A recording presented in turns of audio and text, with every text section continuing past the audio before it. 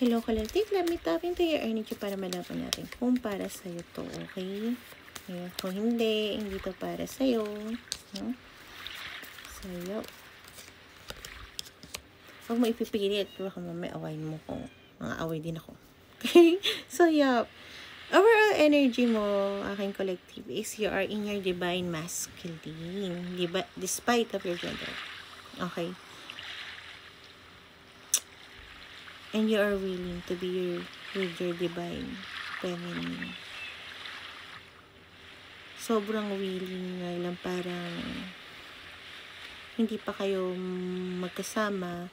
At ang tingin mo is why, bakit time running out? Hindi, I was thinking kasi bakit ang ibang divine masculine iniisip nila is time is running out. So, yun yung tanong natin, no? Yeah. Yun yung gusto kong itanong natin. Bakit nga ba? Divine masculine, this is a power couple. So, this is love, really. Tingnan natin. Is there such thing? Time is running out para makapunta ang ating divine masculine collective to our divine feminine na person niya. Para tayong just please help us. Is there such things?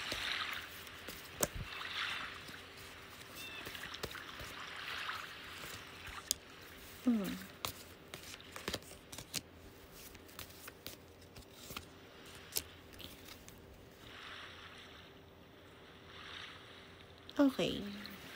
There's yes, a lot of yes, and a lot of no. Pero papaliwanag natin bakit ganun.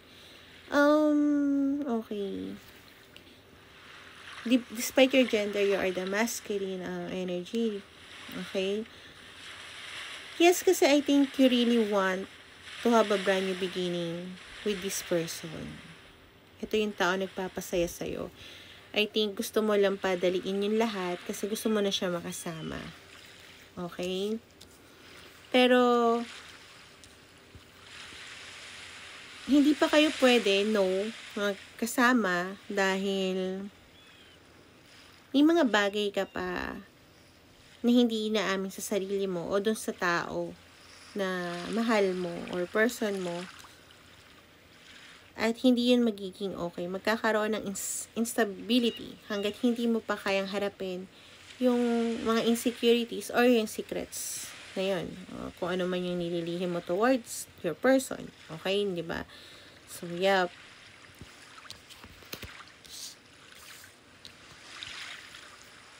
You really love this person, a lot of passion.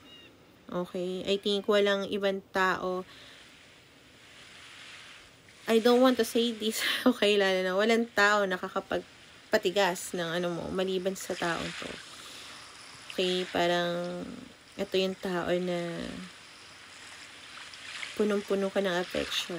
I think there's also a lot of fantasies para sa taong to. At mahal na mahal mo siya. Okay?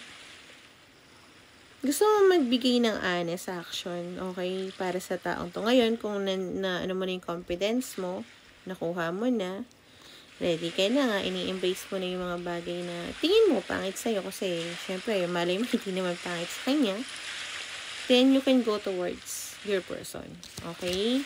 Kasi ikaw ang magician dito. There's no such thing as a time is running out. Kasi you have to heal and accept yung mga bagay na kailangan mo kasi tanungin, no? Kung paano, bakit to nararamdaman mo, bakit ito, bakit ganyan, bago ka pumunta doon. In order for you to be confident para sa person mo. Kasi kahit nasabihin mo na, halimbawa, kahit ikaw maging pinaka-mayaman sa buong mundo, kung hindi mo naman kayang i-embrace yung bagay na nararamdaman mo, halimbawa, hindi mo alam kung bakit ganito, bakit ba natitriggered ako, hindi mo alam kung paano sagot doon o solusyon doon, mawawala lang din yun. So, parang manliliit ka pa rin. Okay? Kaya kailangan mo, tingnan mo na yun. So, there's no such time is running out. You just have to be confident sa sarili mo para magkaroon ka ng brand new beginning with your person. Lalo na kung mahal na mahal na mahal na mahal mo siya. Kasi hindi lang passion ang nararamdaman mo. It's not just a lust, it's a love. There's a lot of love na willing kang ibigay sa taong to na hindi mo rin maintindihan na kailangan maintindihan mo bago ka pumunta sa kanya. Kasi I think this person, pinapakita niya rin sa'yo yung mga pain mo, no, na hindi mo maintindihan. Kasi talaga hindi na natin naiintindihan pag gano'n. At the same time, ito rin yung tao na parang tingin mo want na maging better person ka. So, tingnan natin ang payo ng guides mo. Let me tap into your guides energy para sa aking collective. Thank you so much. Ang ganda naman po yan para sa aking masculine collective. Okay. Thank you so much. Okay. Liwanag sa dilim. Once na natanggap mo yung bagay na ayaw mong tanggapin sa sarili mo or baguhin mo yung bagay na pwede mong mabago, na ayaw mong baguhin. Bitawan yung mga bagay na hindi na naka-align sa'yo. At alam mo na yun kasi parang at the same time kahit ginagawa mo hindi na okay. Magkakaroon kayo ng union. Yun ang sinasabi ng guides mo. This is a power couple, kaya hindi na ako nagtataka bakit may lucky card at success.